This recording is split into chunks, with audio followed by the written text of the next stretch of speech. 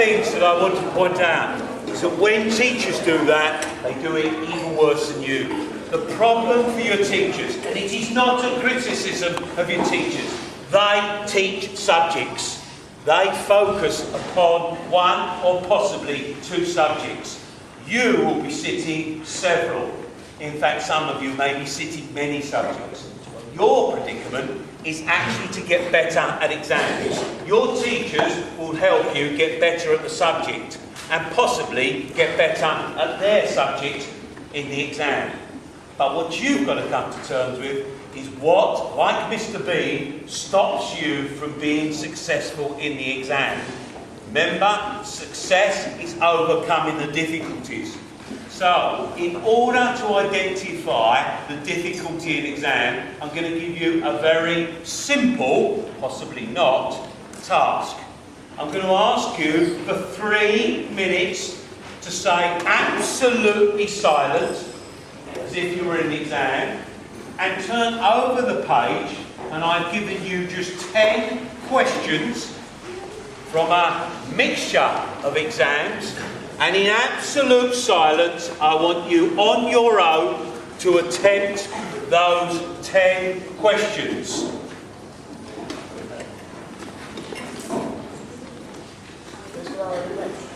These people haven't got a pen list to attempt, I don't know why. And your time starts now.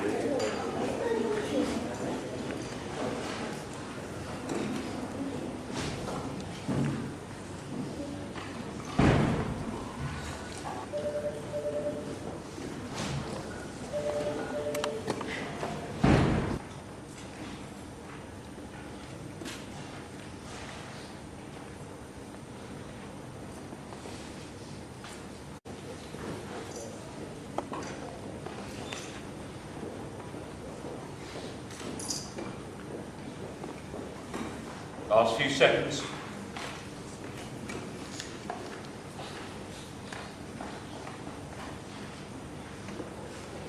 Okay, can you now swap your paper, please, with somebody who's sitting near to you? You are now going to become an examiner. One of the things which is very, very helpful for you is to mark other people's papers and mark your own. It's essential that people understand that when you're marking papers, you must mark it according to the mark scheme.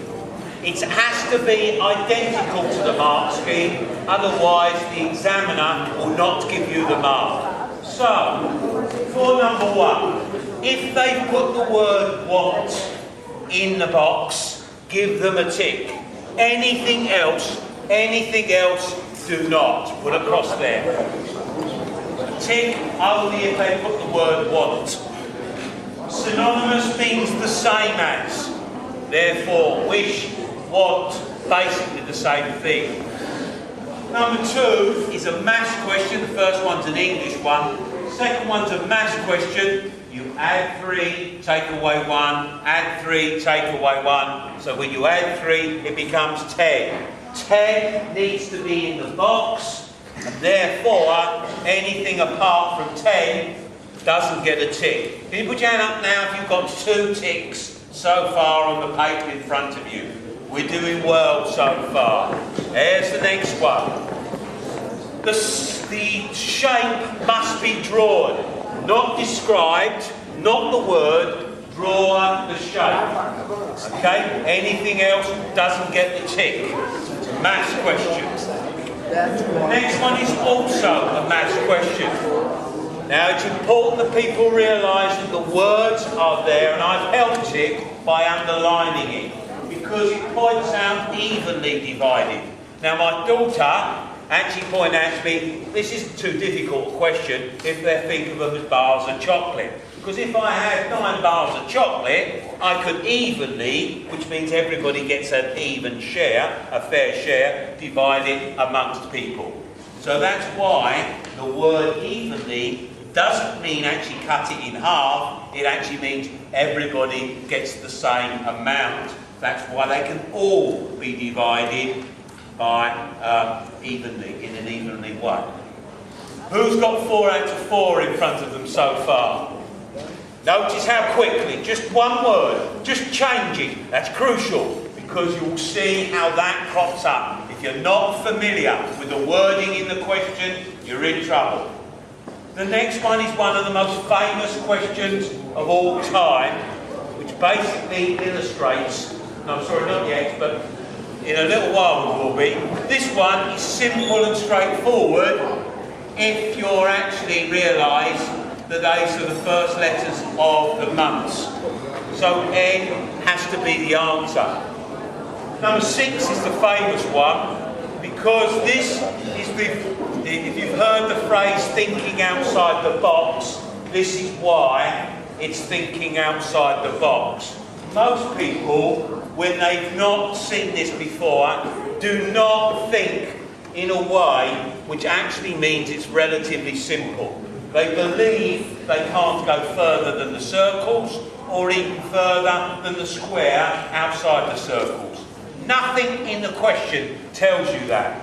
One of the big problems in exams is people think they are much more difficult than they actually are, because they're not used to coming across the exam questions.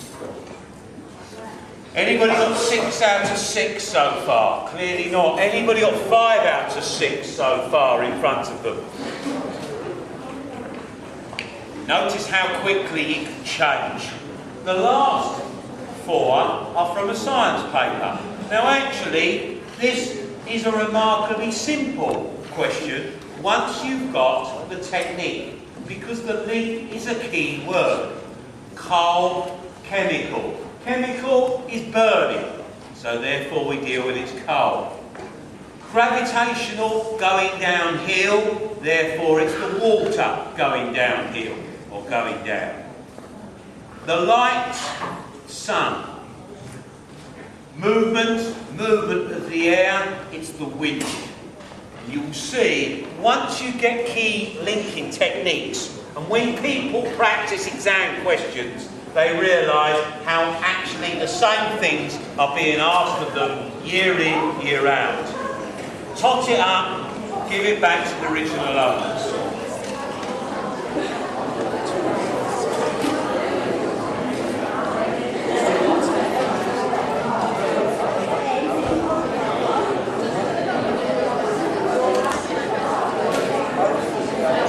Clearly we've got nobody with 10 out of 10.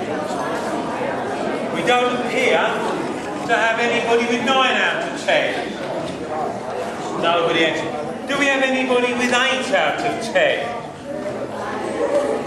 Can I ask to start? Could you please so kindness to give out? Can you keep your hands up, please?